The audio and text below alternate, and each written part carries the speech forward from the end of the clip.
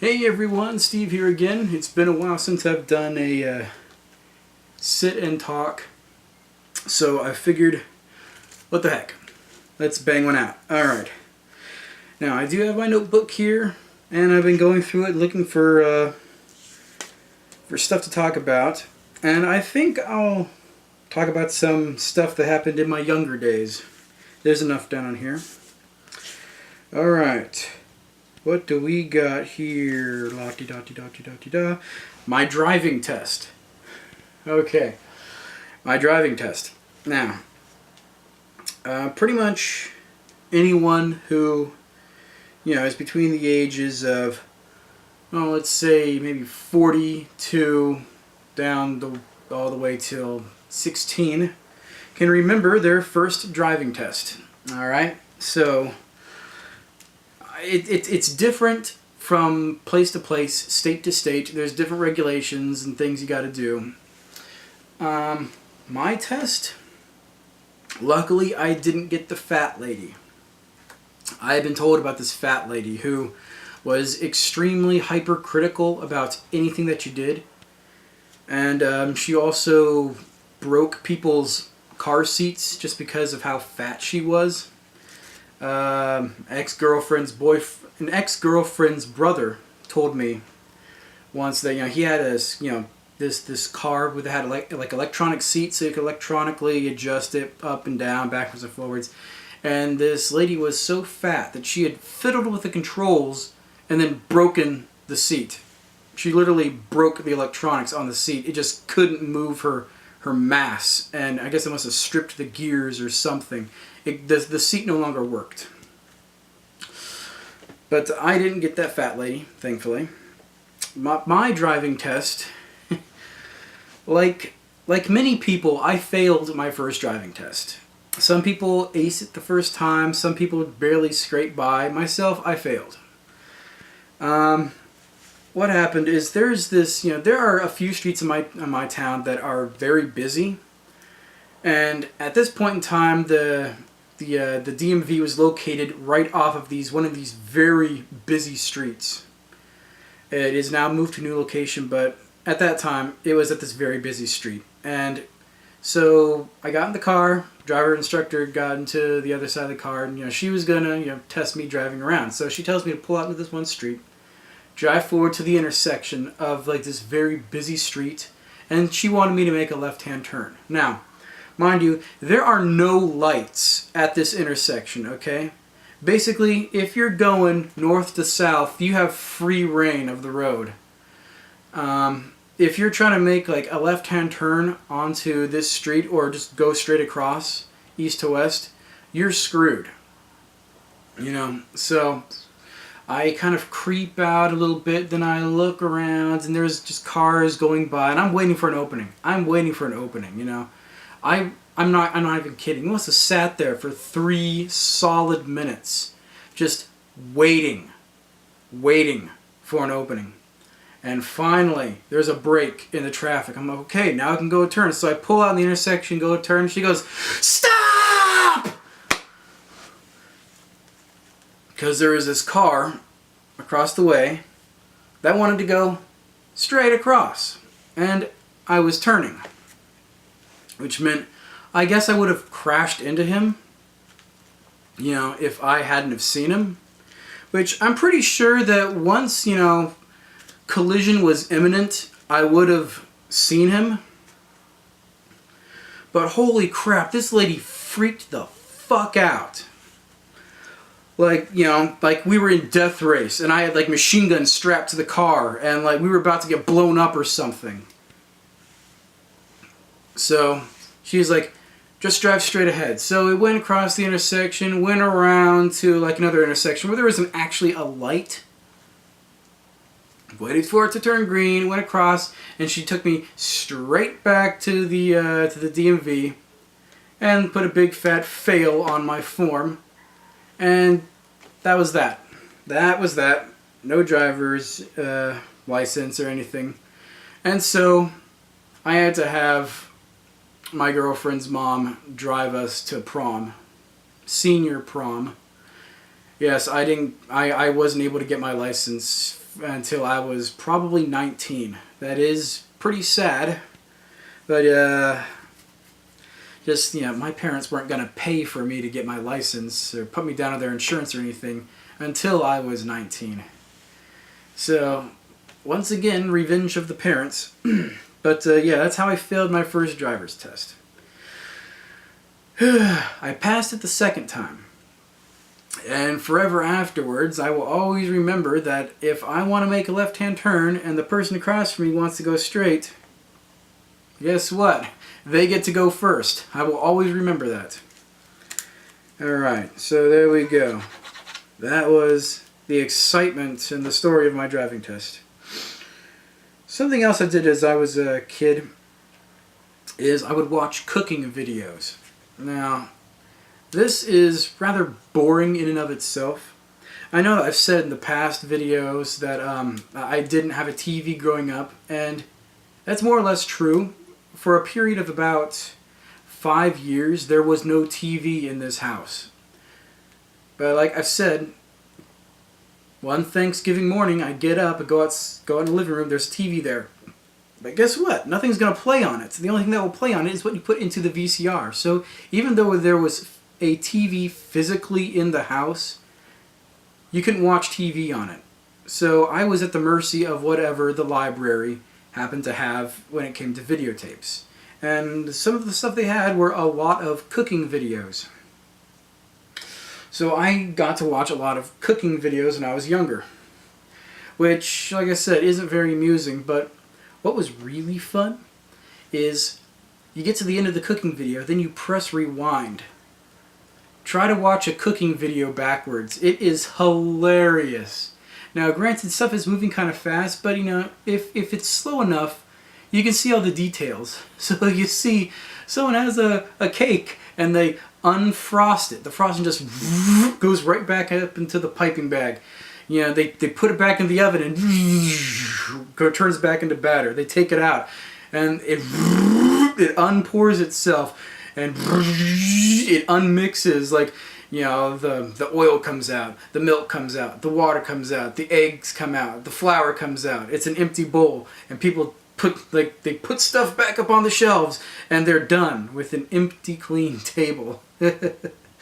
For a person that didn't have TV as a kid, that was rather amusing to me, and it's probably one of the reasons why I'm so weird these days. Getting to watch cooking videos backwards. Okay. We'll move on to middle school. Alright, middle school. So, in my hometown, when you went from 5th grade to 6th grade, you entered into middle school. I know that some places have it different, and they have changed it in my hometown in recent years. You are in elementary school from kindergarten through 6th grade. You're in middle school or junior high, I guess, from 7th through 9th grade, and then you're in high school from 10th through 12th. I don't know why they did this. It seems really stupid to me, and it takes out all the fun of picking on and making fun of freshmen in high school. You can't do it because by the time that you get into high school, you're no longer a freshman. So if you're a freshman, that's some good news for you, but if not, then, well... In any case, in my hometown, like I said, kindergarten through 5th was elementary school. 6th through 8th was middle school. 9th through 12th was high school. When I moved from elementary school to middle school, 5th to 6th grade, there were some changes. Now, in elementary school, you have a homeroom class because you are in one room for the entire year. One room, one teacher. And not only that, but you also get recess. Now, as you move up in grades, you get less and less recess, and the recess seems to last shorter and shorter periods of time. But, you still get recess. And, it's really fun. I mean, it's a break from all the boring math and spelling and whatever else, and you get to go outside and play. Now, when you move into middle school, things are different.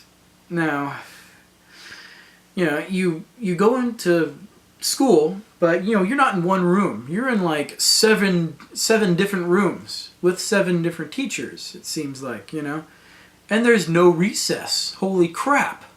The only recess that you have is like during lunch. You know, you get your, I guess, you know, lunch hour, and that's it. You know, I mean, there's no recess. It's just lunch. So it was a big shock to me, you know, going in and, you know, holy crap, there's no recess. Switching the classes wasn't a new concept to me because I always had to go to middle school. So like I've said before, no TV. So when it came to summer vacation, my mom didn't want us sitting around the house going, I'm bored, there's nothing to do, because, you know, there's no TV to watch. So she always sent us off to middle school.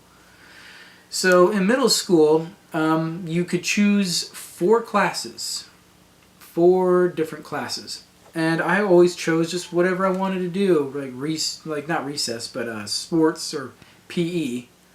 So I'd have PE, I would have art, and maybe like science, and like one other thing, just something that I thought was fun, you know. None of them were real work classes. You didn't really have to do much. But, you know, you change classes. There's 4 different classrooms, there's 4 different teachers, and there's recess in between each one. Holy crap. So changing classes wasn't new. No recess was something brand new and something that I did not like. But, you know, I got used to it. I will always miss recess. Anyways. Oh, here we go. Hydrogen peroxide. This is just a little musing. When I was a kid, and I would fall down and get hurt, you know, I'd scrape my elbow, scrape my knee or something like that, and I'd go home.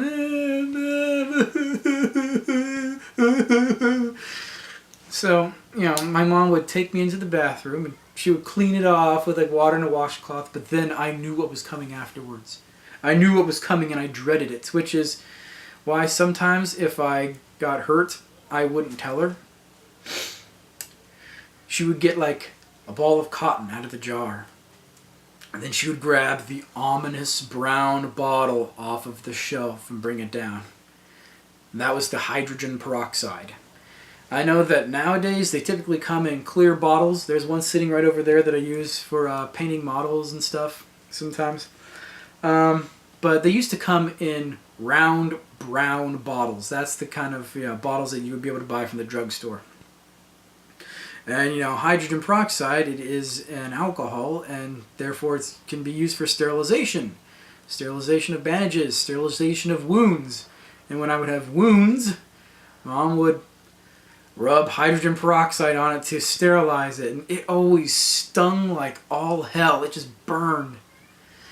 So it was okay getting the stuff cleaned off, but then when she would put on the hydrogen peroxide,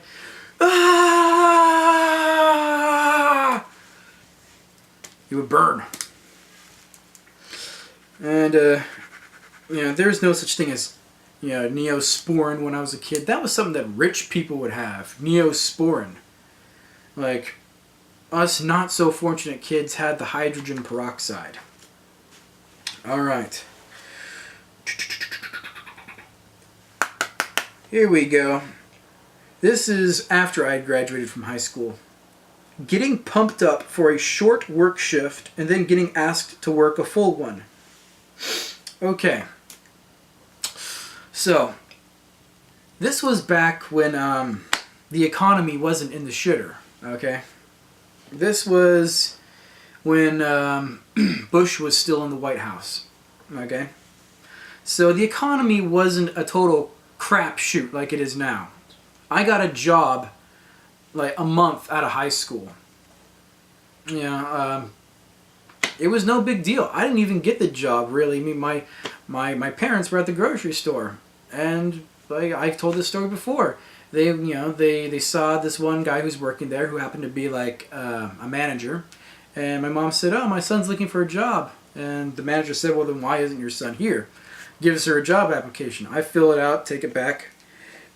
I get called in for an interview, and like, oh, you know, I'm working there a few days later. So a month after graduating from high school, I get a job with like pretty much no effort whatsoever. I wish it was that easy now, but it's not. In any case, I remember this one time I was at work at the grocery store, and I guess someone had called in sick. I was working one of the shifts that went almost all the way to closing. The store at that point in time closed at midnight. I was working an 8-hour shift up until 11 o'clock. At 11 o'clock, I was supposed to take off. Well, someone left early or they called in sick or something. So Ruben, one of the managers, asked me if I would be willing to stay an extra hour and close the store at 12. I'm like, I didn't really want to, but it was just an extra hour. And it would be overtime. So I'm like, okay. So I stay until 12. I do all the closing duties, sweep the floor, empty the garbage, lock the doors, and all that stuff. And then I go home. The next day, like, I had pumped myself up. I really pumped myself up because this was a 4-hour work shift. Now, I'll be quite honest. I didn't enjoy that grocery store job. Just because, as a courtesy clerk at a grocery store, you're given the crappiest jobs, the jobs that no one wants to do, and you're given the lowest amount of pay for it. So you're given, like, the hardest, crappiest jobs, and you're paid the least amount out of anyone at the store to do this crap. So I was quite happy when I looked at my schedule, and I'm like, oh, tomorrow is only 4 hours. Excellent. Awesome. So I pumped myself up. I'm like, okay, don't have a bad attitude about this. Just go in. You only have to suffer for 4 hours, just 4 hours. After those 4 hours, you can go home. And so I pumped myself up. I went into work. I'm like, everything's good. I'm happy. I'm smiling. I only have to work 4 hours today. And then the same manager, Ruben, comes up to me and he's like, someone called in sick. Can you work an 8-hour shift and close the store? I had just come in. I might have been there for maybe 15 minutes after pumping myself up that I was only going to be working 4 hours. And then the same guy comes up to me and says, hey, guess what? We want you to work 8 hours. Not only 8 hours, you have to close the store. Meaning you have to do like more work than anyone else that day. All by yourself. And so I was like, dude, I stayed late yesterday, man. I picked up the slack yesterday. And he gives me the typical manager bullshit of, oh, come on, don't be like that. Be a team player. And I'm like, no, sorry, I stayed late yesterday. Someone else can stay late today. And that was the end of it. He must have seen that I wasn't going to do it. And I definitely wasn't going to do it. Because, hey, it's not like I was the only courtesy clerk there at the time. Someone else could pick up the closing shift. I just pumped myself up for a 4-hour work shift. I wasn't going to stay for 8. Okay. So, we'll scribble that one out. Okay. We have a few more minutes.